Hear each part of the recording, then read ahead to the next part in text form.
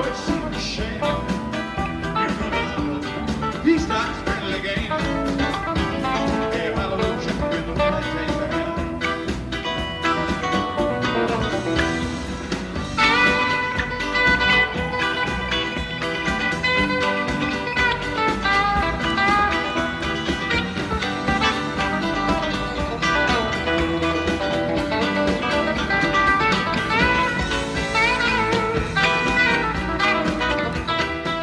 Good afternoon, Gary. Hey, good afternoon, Rich.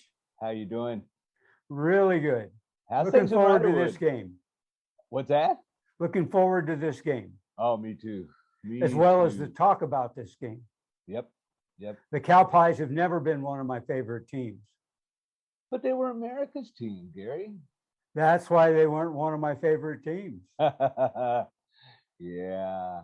Yeah, they became America's team when they beat us, when Staubach came in 1972 NFC Championship game.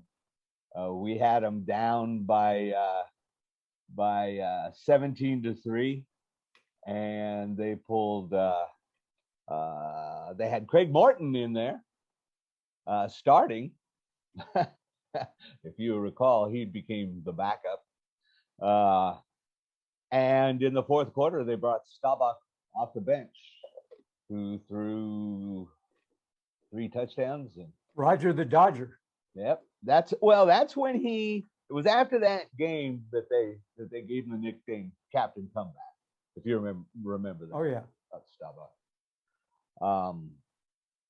So there's some interesting. So that was an interesting game, and actually, the Cowboys joined. So the AFL and the NFL merged right before the 1970 season, and so actually that season, because it was still expanding, that season the Niners and the Cowboys were both in the Western Conference. And it stayed that way until a little later in the 70s. But as soon as they merged, the first 3 NFC Championship games were Dallas at San Francisco or San Francisco at Dallas. So 3 in a row, 1970, 71, and 72. Staubach versus Brody. The Cowboys won all 3. And that was considered the birth of America's team. So, because it was their first 3 years after the merger, and they won it, and they won 1 Super Bowl out of those 2 that they went to. I think Green Bay had something to do with that. One other really interesting day in history of these 2 clubs was November 27th, 1978. That's a game that I went to. I was in San Francisco that day. That was the day that Mayor Moscone and Representative Harvey Milk were murdered by Representative Dan White in the Capitol building in San Francisco, in the City Council building. And that's when Dianne Feinstein, who was the speaker, took over as mayor, did a brilliant job walking the city through this horrible time. But that was a Monday, and there was a Monday night game. I happened to be in San Francisco that day just because of the Niners. And Dallas beat the Niners 21-13 that night. I just think that everybody, including the Niners, was thrown off by that day. It was a bad day in San Francisco. And then we get to 1981 season in the NFC Championship game, and it all turned around because we ruined America's team for the 80s.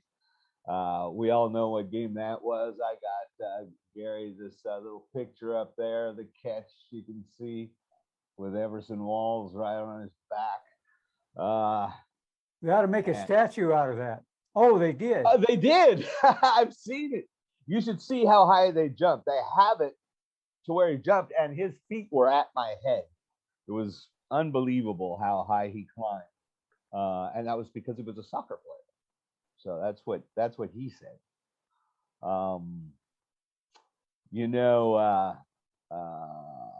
at the end of the game, or after the pass, after the catch, Montana was on the ground. He had three guys coming at him. Too Tall actually got him and knocked him on the ground.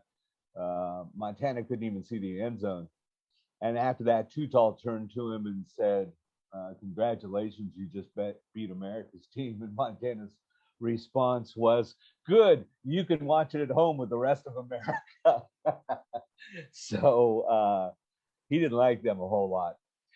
Last bit of history that I think is interesting is 92, 93, and 94. Well, once again, 3 NFC championship games in a row. We lost 92 and 93, but in 94, Steve Young finally got past Aikman and the Cowboys and Emmitt Smith and everybody else that made up those great teams. And that's when Steve Young won his Super Bowl. Who did he win against? Who did he win against? Come on, say I it. don't know. It wasn't Montana at quarterback. No. Best smoked turkey I ever had. Yeah. And Mike Shanahan was a coach on the club. Finally, he was the offensive coordinator. So Kyle Shanahan was on the field for all 3 of those playoff games. He has a deep, deep disregard for the Cowboys. So let's see how that rolls over into the next game. So that's enough rambling out of me about history. Gary, what do you got to say about this game coming up? Well, one thing that I noticed is that the Cowboys, or as I refer to them, the Cow Pies. And the reason I'm so good at those is that in high school, our team's name was the Vaqueros, which is Cowboys. Yeah. So we heard everyone in the book. Oh, I bet. But they always wear their away jerseys at home. The only time I saw them in their home jerseys was on the road when the other team made them wear them. That's interesting. I thought that was really. Now, I watched the last 2 games and all 4 of their losses. Okay. And what I came up with is that the teams that beat them run the ball well. Yeah. They have a good pass rush, and they can also stop the run. Does it sound like a team that you're familiar with? It does. Sounds like us. The one thing that really stood out for me with the Cowboys was their special teams. They have really good special teams. Yeah. And I watched the Cards game and the Cowboys, and that was their last loss, I believe. And we can beat both those teams. No problem. Yeah. There's some Now, things Compton's going to have his hands full with Micah Parsons. Yep. He's a beast. He does rush from both sides. Yep. But he has a tendency to rush more from the offensive right side. Right. And I don't think he'll want to go up against Trent. Yeah. Well, Trent should be back next week too, right? Because he was out for this And game. the other thing that sticks out when I watched it is that Bridgewater beat him. Yeah. With the Broncos. Yeah. So I think we can beat them. Oh, I'm sure that we can beat them. Here's the things that I'm concerned about, because I'm always the guy. No, you got a paranoid concern? guy that's concerned. First off, I'm concerned about that. You got to give that guy credit. He's been beat up for several years. Fans didn't like him. Media didn't like him. And this year he comes out and has a career year. I mean, the guy's just on fire. He threw 45 touchdowns this year. He threw 11. Well, he can be flustered when you put pressure on him. He can be. He doesn't like to be hit. But I also think the Cowboys have the best offensive line in football. Well, They I got didn't five see first. that. They've got 5 first rounders on that line.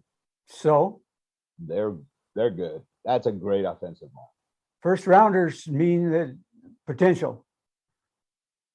I mean, Yeah, first rounders are nice to have, but these guys have played together for several years now. but against the Cards, they look like crap. Well, everybody can have an off day, right? And Well, they didn't look that good against the Broncos. Yeah. Hey, sometimes you lose, you know. Sometimes you look bad. And they're really good at opening the hole. Yeah. But yeah, they don't follow up on that.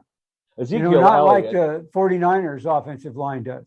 Yeah. So we have some pretty good linebackers to plug those holes. And we're going to need to bring more than rushing 4 and dropping everybody back every play. It's still every play. But the Cardinals got to them rushing 4. That was it. They never shot the gaps. They never sent a safety. They never. Very rarely did they do that. Okay. And one thing I noticed the last game with the 49ers is because of the talent that they have, like Ebukam, or Ebubom as I call him, they line him up as an edge rusher, and he does pass protection because he's good at that. Yeah, he's fast. And so I really like being able to mix that up. Yeah. So do I. And they, and in the Rams game, they did really mix things up, and especially in the secondary.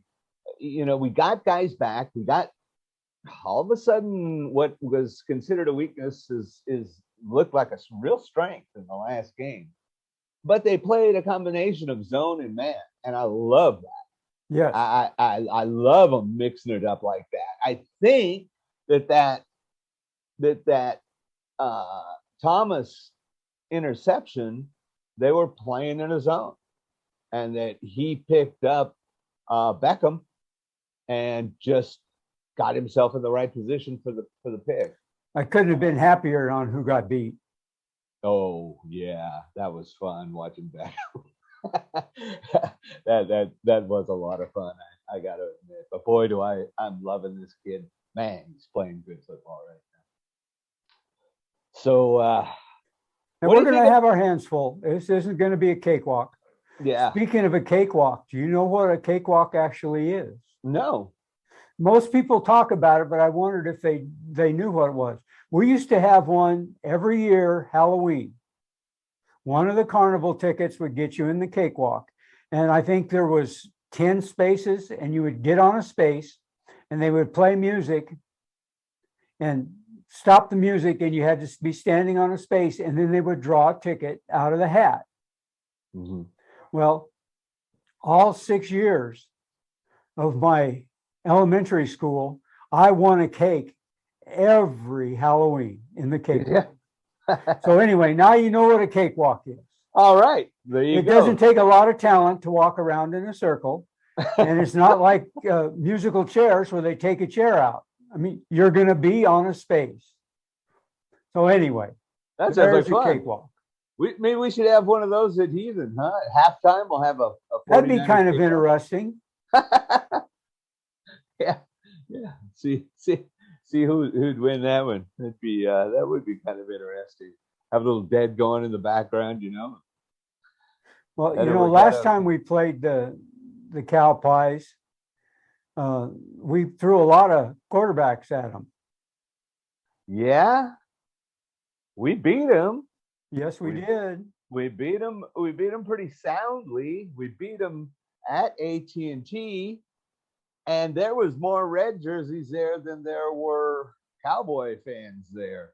We took that stadium over. It was crazy how many 49er fans were there. I mean, when the Niners would score or make a big play, I mean, the place was just screaming, louder than the Cowboy fans.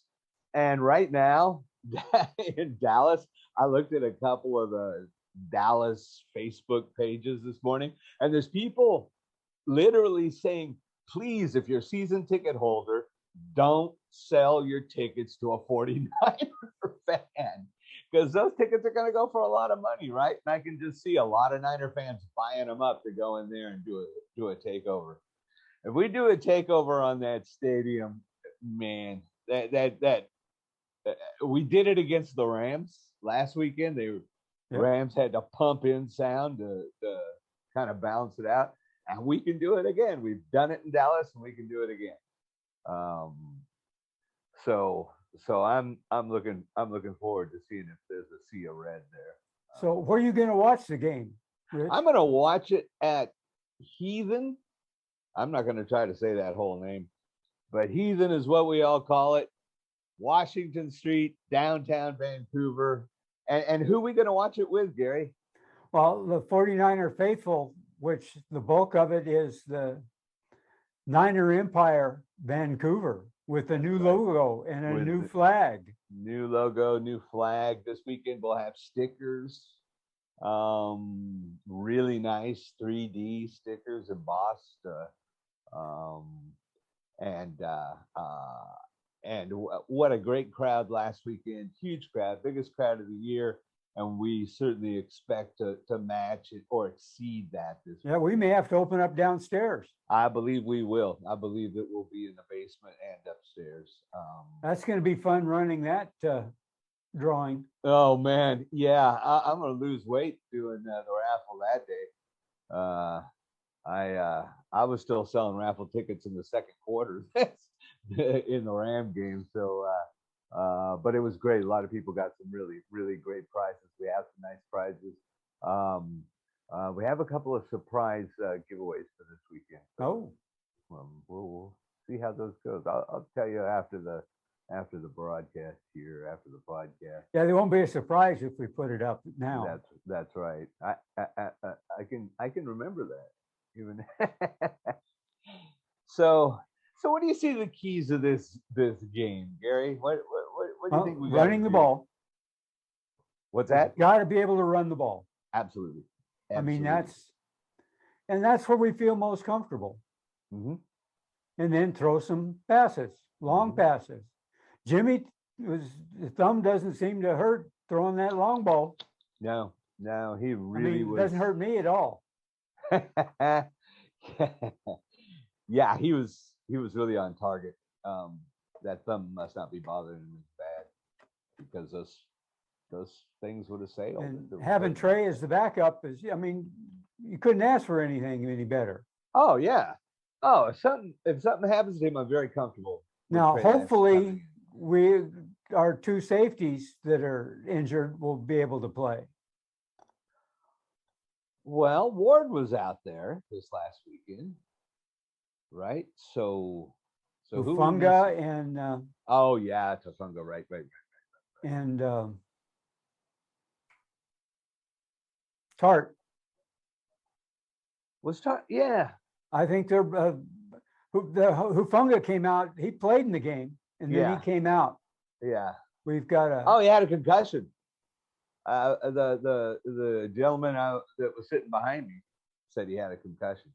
So we'll see. But we did fine with those guys off the field. We brought Dante. Yep, Dante Johnson came in. Johnson went in and he did a fine job back there. Yep, he sure did.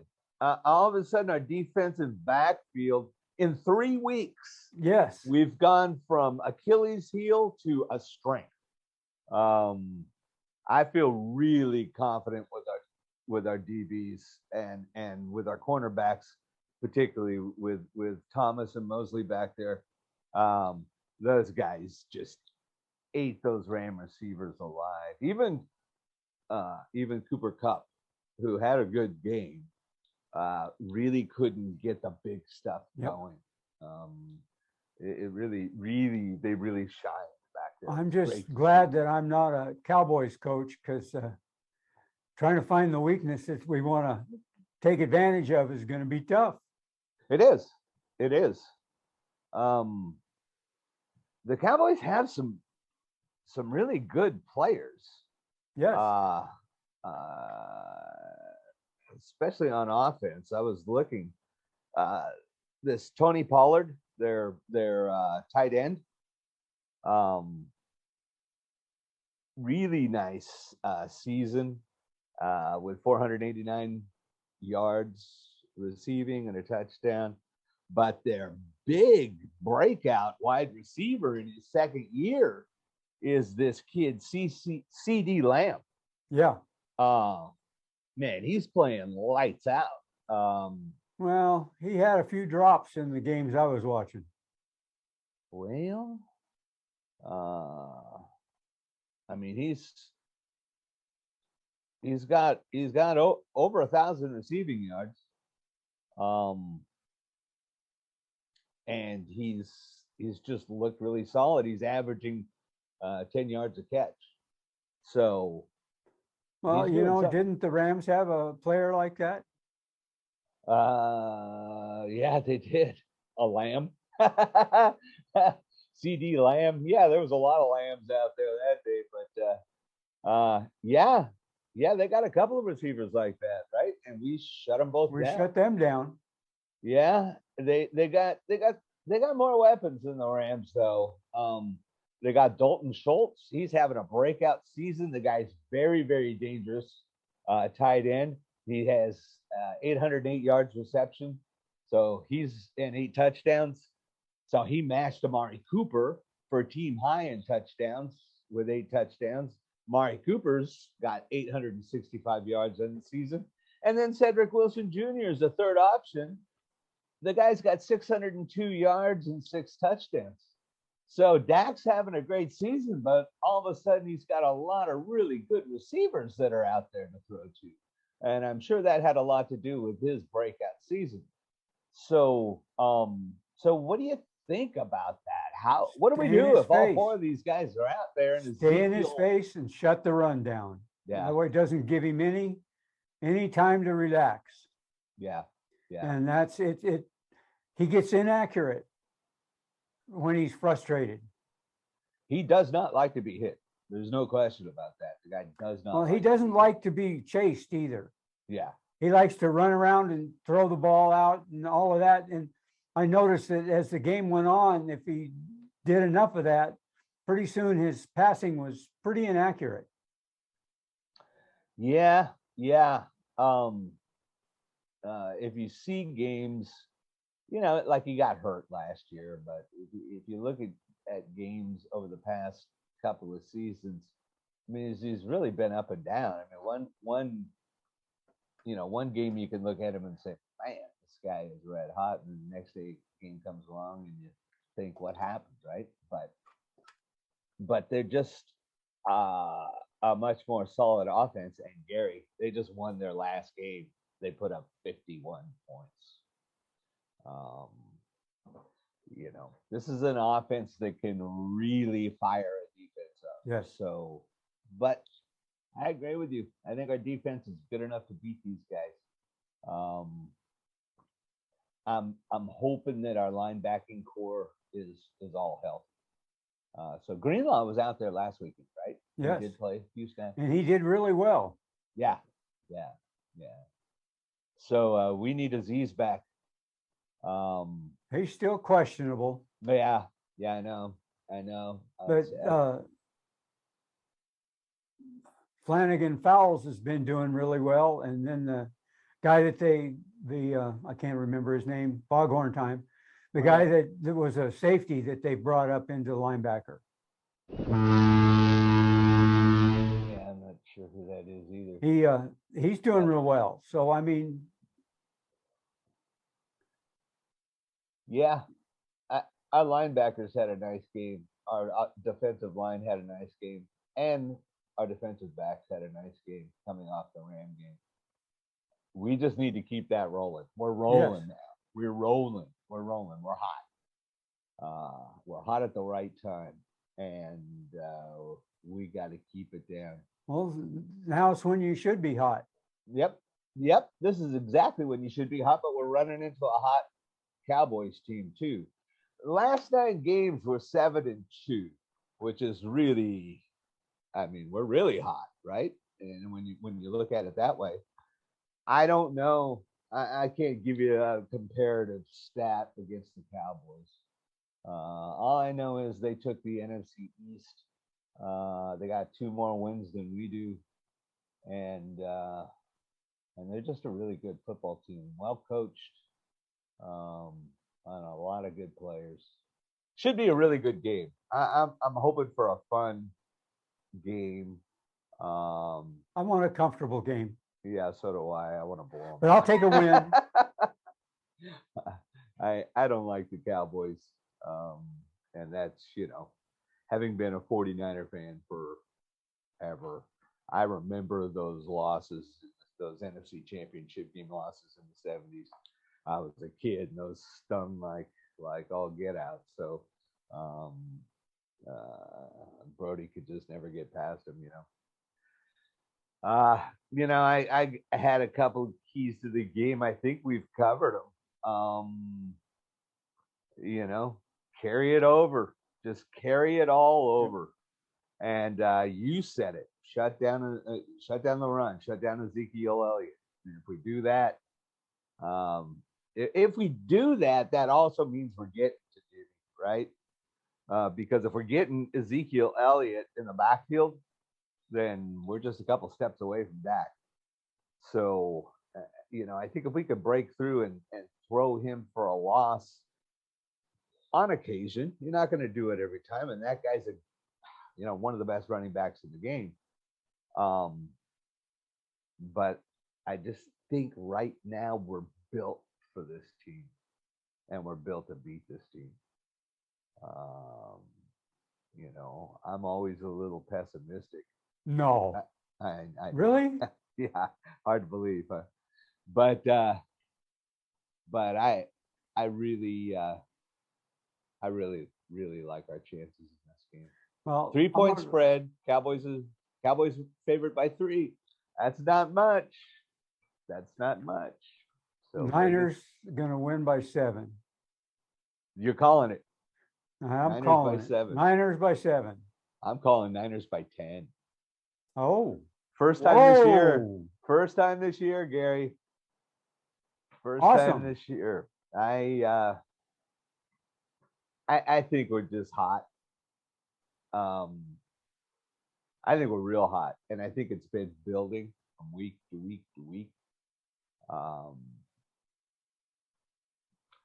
Watching last week's game was so impressive. I mean, it sucked to go down 17-0, right? So, we better come out of the chute fire. Yeah, we got to come out swinging. Yeah. If we get down 17-0 against the Cowboys, we're not going to. They're too good. They're better than the Rams, I think. They're and you can't just keep doing that, right? You can't do it over and over again. You just can't sustain it. We need to match their intensity. We need to make half. them throw the bombs to try to catch up. Yes. We got to make those guys. But I think our running game is absolutely perfect to exploit their defense. I think so too. So- Their defensive line is not as their defense is, I don't think, as good as the Rams defense. So we should be able to carve those guys up. So anyway, that's all I got. That's same here. Let's put this one in the history books until the history is made. Okay, let's do on it. But Sunday. what about And it's a history? Sunday game. It is a It's Sunday not a Sunday game. night. It's not a Monday night. It's a Sunday game as It's usual. Sunday, 125. There's been a lot of stuff I've read, the same as you, Gary, on all these 49er websites. People saying it got moved to Saturday, it's shifted to the night game, blah, blah, blah. Sunday, 125. That's what time the game starts. So I agree. So let's remember, if you don't have a past, you have no future. that's right. Thanks for taking us out of here, Gary. And we'll I'll see you us- guys at the Heathen. We'll see you at the Heathen. We'll see the Niner Empire Vancouver in there cheering loud. And Gary, I'll be sitting next to you having a good time. At the Fogies table. At the Fogies table, that's right. So the star went to the barroom.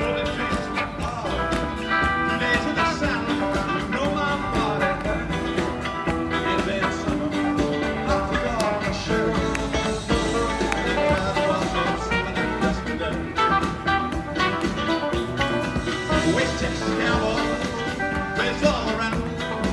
With liquor and money, well, they slowed it down. So soon after that, oh, it seemed a shame. He starts friendly games. Hey, hallelujah, with the one that takes the hand.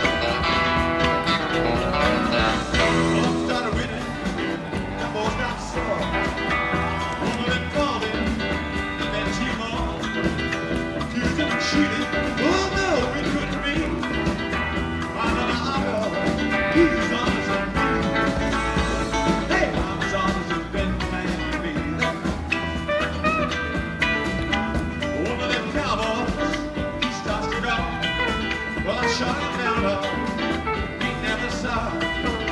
Shot me another, well, I'm done, I won't go.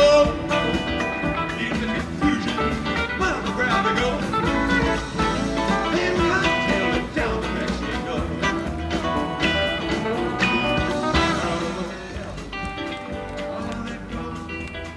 Goodbye, got rest of soul. They told me good luck.